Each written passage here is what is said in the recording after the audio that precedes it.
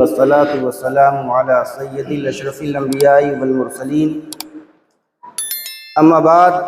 فاعوذ باللہ من الشیطان الرجیم بسم اللہ الرحمن الرحیم شہر رمضان الذی انزل فیہ القرآن ھدی للناس صدق اللہ ومولانا العظیم وصدق رسولہ النبی الامین المتین المختار الکریم وَنَحْنُ عَلَى ذَلِكَ لَمِنَ الشَّاهِدِينَ وَالشَّاكِرِينَ آمین آمین والحمد للہ رب العالمین۔ آئیے ہم اور آپ سب سے پہلے اپنے اور ساری کائنات عالم کے مرکز عقیدت حضور سید کائنات ارواحنا فدا جناب محمد الرسول اللہ صلی اللہ علیہ وآلہ وسلم کی پیاری بارگاہ میں عقیدت اور محبت کے ساتھ جی لگا کر ہدیہ درود پیش کیجیے۔ اللہم صلی علی سیدنا شفیعنا و مولانا محمد وعلی آل سیدنا شفیعنا و مولانا محمد جد الحسن والحسین نبی الامی والہ المدار ابن البدیع الکریم و ابن الکریم صلاۃ و سلاما علیک یا سیدی یا حبیبی یا رسول اللہ صلی اللہ علیہ وسلم۔ اللہ رب العزت نے قرآن کریم و فرقان حمید میں اپنے بندوں کے لیے اور رسول کائنات امام الانبیاء جناب محمد الرسول اللہ صلی اللہ علیہ وسلم کی امت کے لیے بے پناہ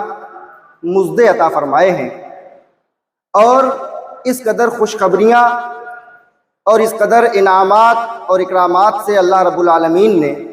اپنے بندوں کو نوازا ہے کہ ہم اور آپ اس کا شکر ادا نہیں کر سکتے۔ اللہ رب العالمین نے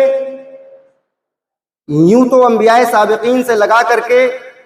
جس قدر نبی اور رسول اور پیغمبر دنیا میں تشریف لائے اور ان سب نبیوں کی تمام فضیلتیں اور تمام طرح کے انعامات اور اکرامات سے اللہ نے ان کو نوازا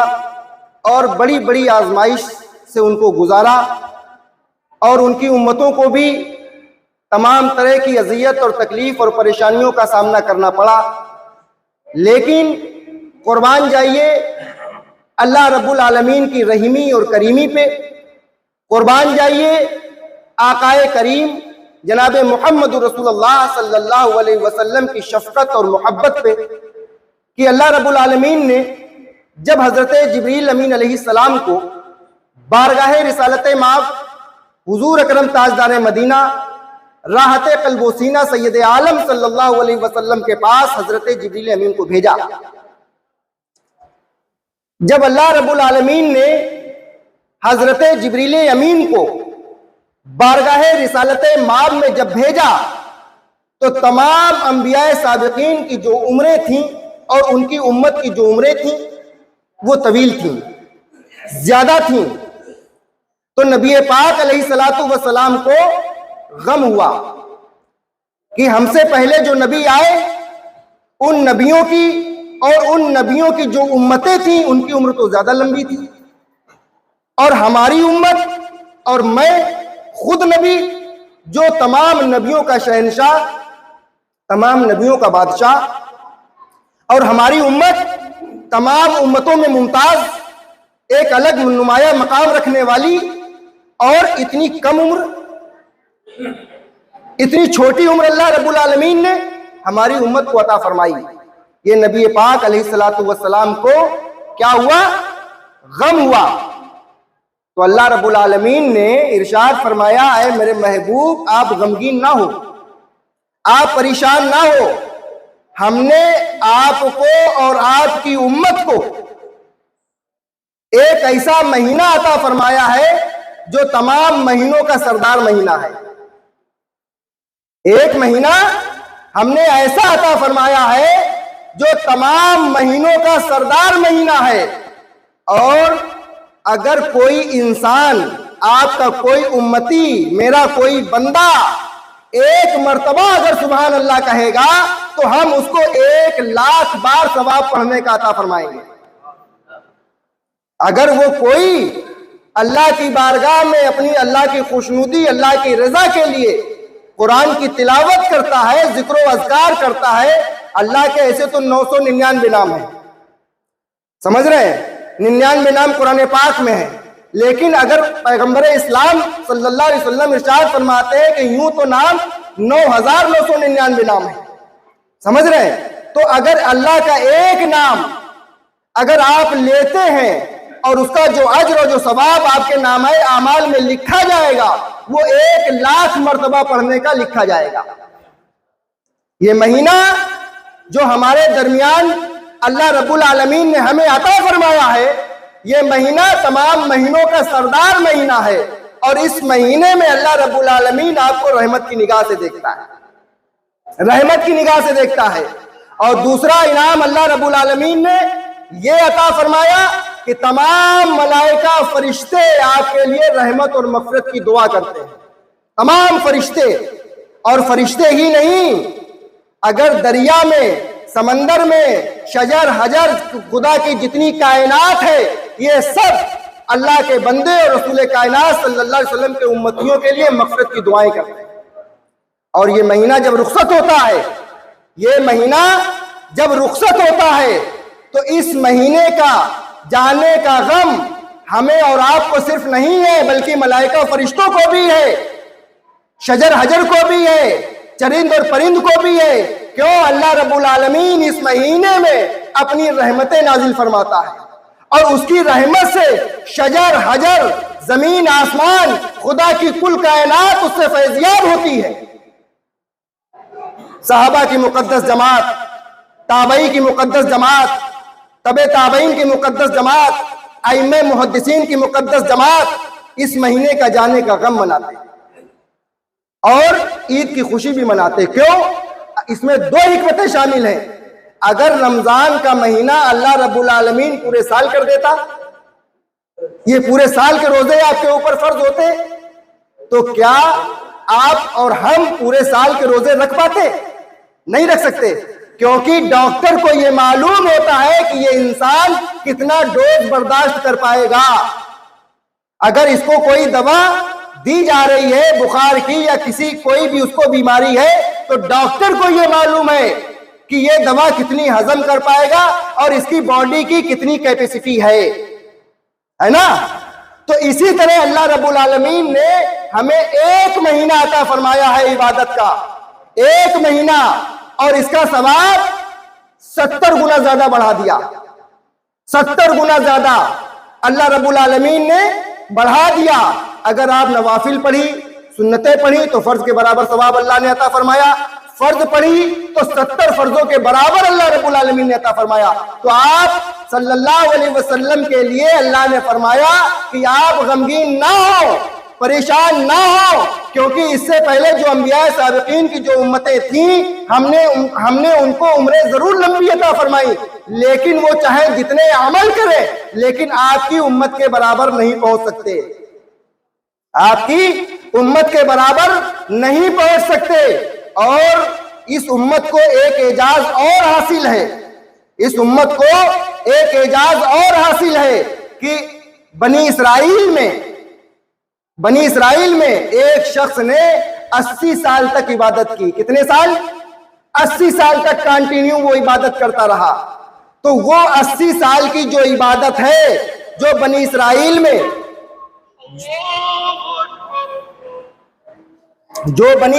میں اس شخص نے عبادت کی،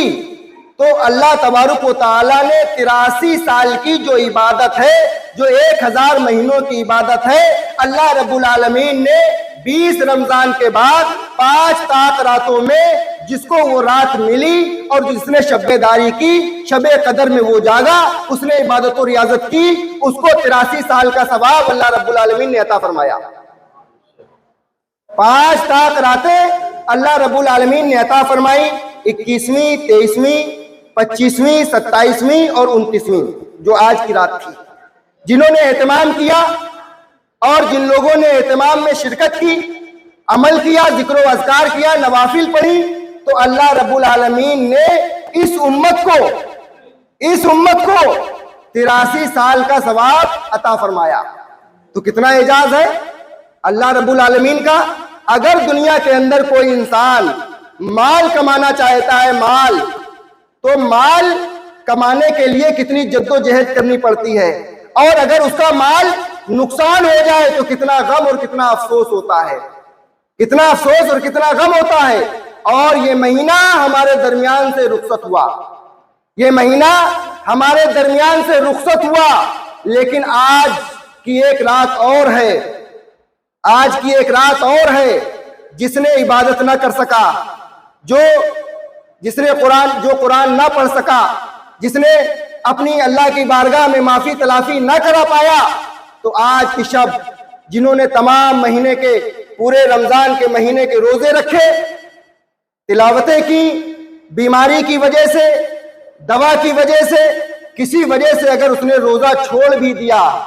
یا اسے کوتاہی ہوئی یا غلطیاں ہوئیں، آج کی شب عید کی رات ہے، انعام کی رات ہے، اکرام کی رات ہے۔ اللہ رب العالمین اپنے بندوں کو انعام اور اکرامات سے نوازے گا۔ ہم اپنی زندگی کا لمحہ، اپنی زندگی کی سانسیں اور اللہ کی عطا کردہ زندگی پہ ناز کریں کہ ہمیں اللہ رب العالمین نے، جس کو لیلۃ الجائزہ بھی کہا جاتا ہے، آج کی شب، آج کی رات ایسی رات ہے جس رات میں اللہ تبارک و تعالیٰ اپنے بندوں کو انعام اور اکرامات سے نوازے گا۔ تو ہم کو نماز کے بعد مارکیٹوں میں نہیں، موبائل پہ نہیں، دنیا کی تمام مصروفیات میں نہیں، بلکہ اللہ رب العالمین کی بارگاہ میں اپنے ہاتھوں کو بلند کر کے، اللہ رب العالمین کی بارگاہ میں گریہ وزاری کر کے، سجدہ ریز ہو کر کے اپنی زندگی میں جو جانے اور انجانے میں جو غلطیاں، جو خطائیں، جو لغزشیں ہوئی ہیں، اللہ رب العالمین کی بارگاہ میں معافی کرائیں۔ یہ نجات کا مہینہ ہے، یہ نجات کا عشرہ ہے، اور یہ نجات کا دن ہے، جہنم سے آزادی کا دن ہے۔ اللہ کی بارگاہ میں ہم روئے، گڑ گڑائے اور اپنی خطاؤں پہ نادم اور شرمندہ ہو کہ اللہ رب العالمین ہمیں اور ہمارے اہل خانہ کو مغفرت فرمائے، اور جو ہم سے غلطیاں ہوئی ہیں اللہ ان کو معاف کر دے، اور آنے والے وقت میں، آنے والے سال میں پھر یہ برکت والا مہینہ، انعام اور اکرام والا مہینہ اللہ رب العالمین اپنے کرم اور فضل سے ہمیں عطا فرمانا۔ یہ مہینہ، اس کا تصور اور گمان کرنا، اس کے انعامات اور اکرامات کے بارے میں سوچنا، یہ ہمارے وہم و گمان سے باہر ہے۔ اللہ رب العالمین نے ایک ایک روزہ افطار کرانے والے یا سحری کرانے والے،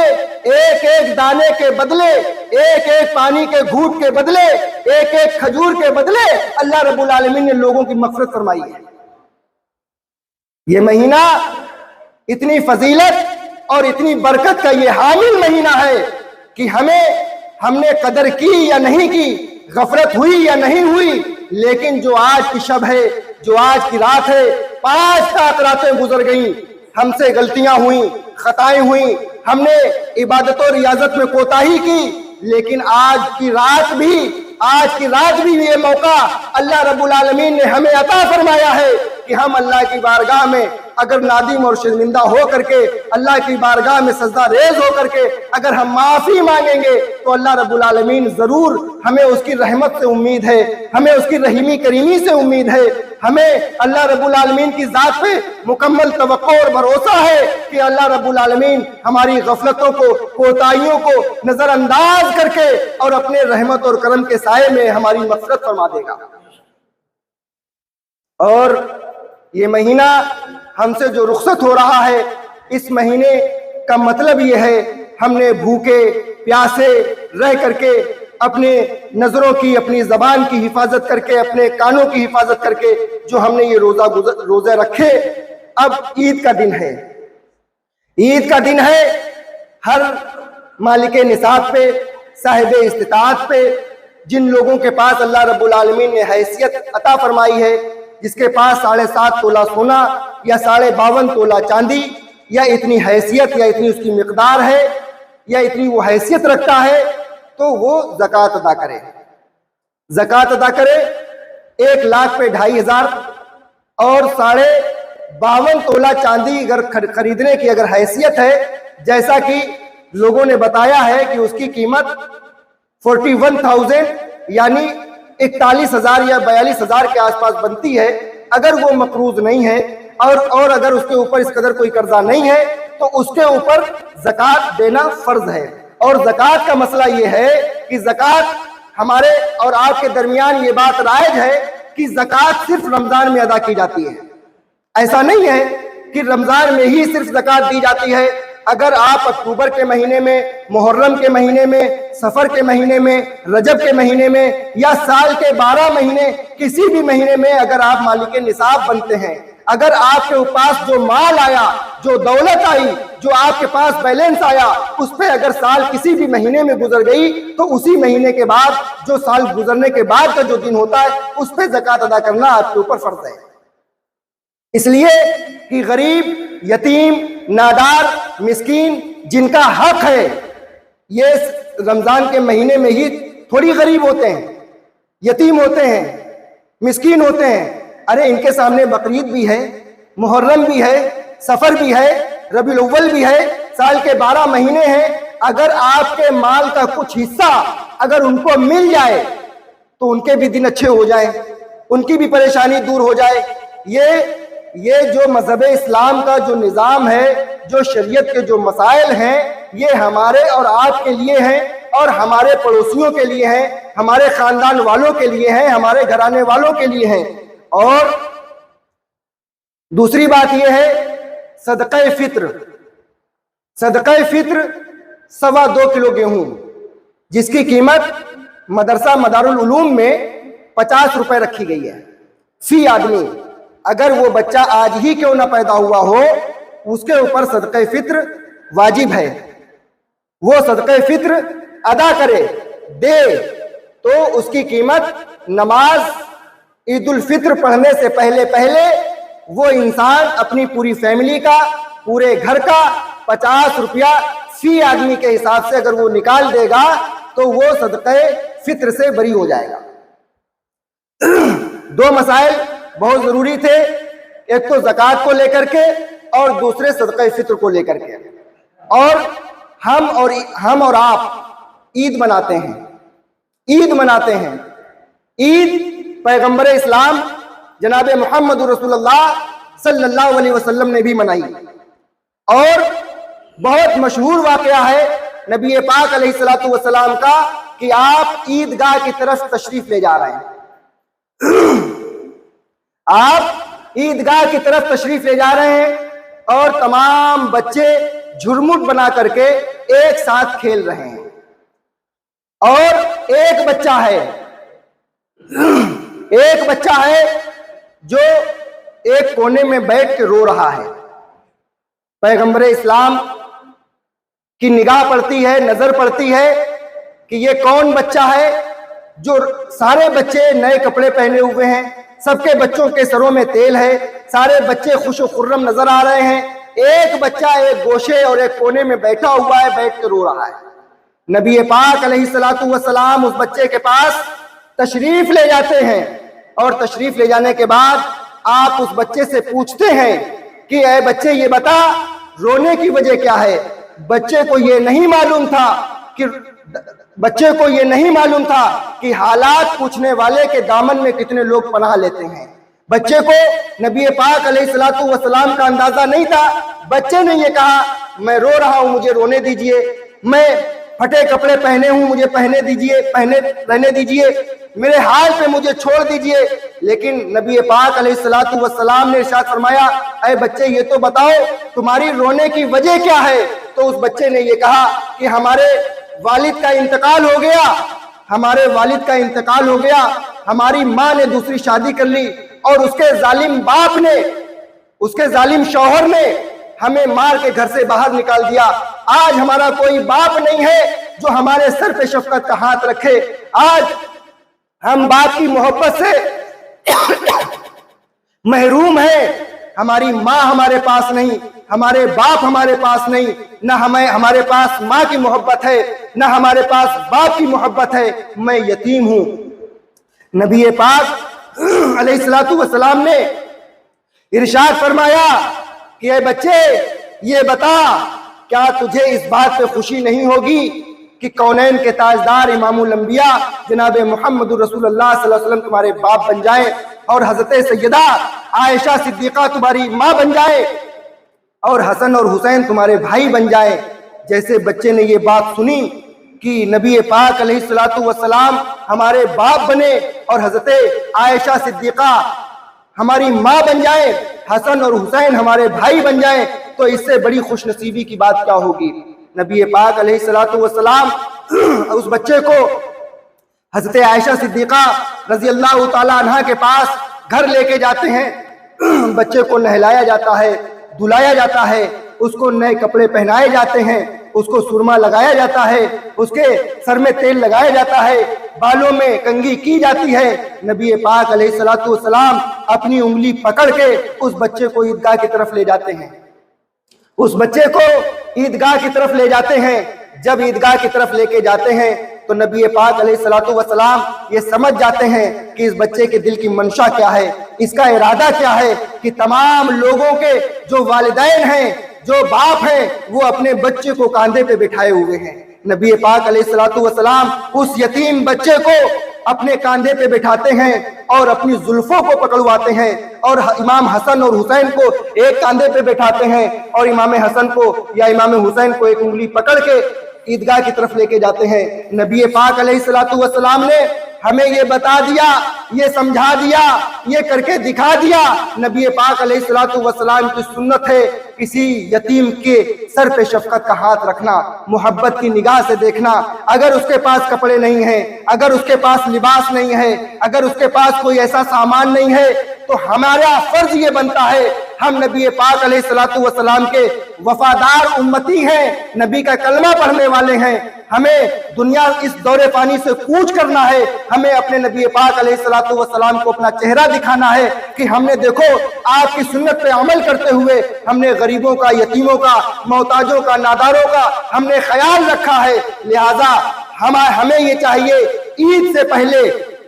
عید کی نماز سے پہلے جن کے گھروں میں عید کا معاملہ نہیں بن پا رہا ہے، ہمیں ان کے گھروں میں جانا چاہیے، اور جانے کے بعد ان کے گھر میں اگر کوئی کمی ہے تو اس کمی کو پورا کرے، کیونکہ اگر ہماری عید ہو رہی ہے تو ان کی بھی عید ہو جائے، اگر ہماری عید ہو رہی ہے تو ان کی بھی عید ہو جائے۔ نبی پاک علیہ الصلوۃ والسلام کے فرمان عالی شان پہ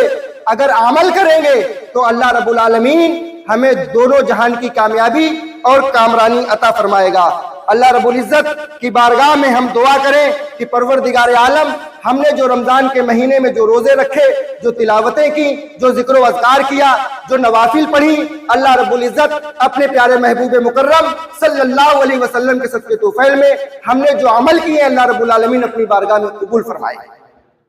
اور سب سے بڑی بات یہ ہے کہ بڑے بڑے اولیاء اکرام، بڑے بڑے صحابہ، جلیل القدر صحابہ نے عید کیسے منائی، اور ان کا عمل کیا تھا، ان کا کردار کیا تھا، ان کا عید والے دن کا جو ریئیکشن ہوتا ہے وہ کیا تھا۔ ہم اپنا بہترین لباس، بہترین عمامہ، دنیا کے بیش قیمتی کپڑے پہن کے ہم نمائش کرتے ہیں، دکھاتے ہیں کہ ہم نے اتنے مہنگا کپڑا خریدا، ہم نے اتنا مہنگا لباس خریدا۔ امام اعظم جیسے لوگ، امام شافعی جیسے لوگ، امام مالک، امام احمد بن حنبل جیسے لوگ اور تمام بڑے بڑے اولیاء اکرام جب عید کا دن ہوتا تو وہ روتے، اور